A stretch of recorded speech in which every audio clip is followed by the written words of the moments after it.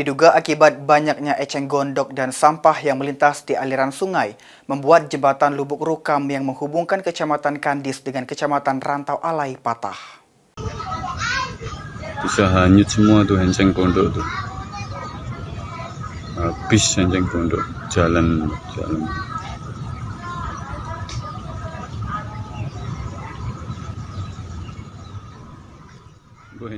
Inilah video amatir yang sempat direkam warga saat tumpukan eceng gondok hanyut melintasi aliran sungai bawah jembatan Lubuk Rukam, Kecamatan Kandis, Kabupaten Ogan Ilir. Tidak bisa lewat.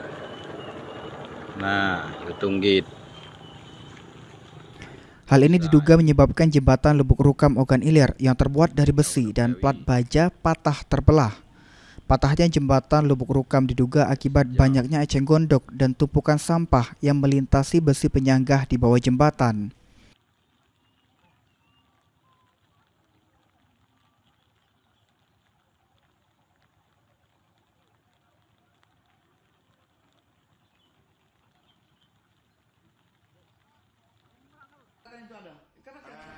Kepala Dinas Pekerjaan Umum dan Penataan Ruang Kabupaten Ogan Ilir, Ruslan, membenarkan jembatan yang patah disebabkan besi jembatan yang korosi atau keropos.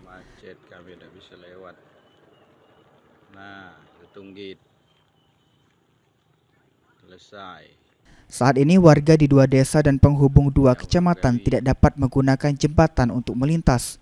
Warga harus memutar arah yang sangat jauh jika melalui jalan darat yang tidak menggunakan jembatan Lubuk Rukam.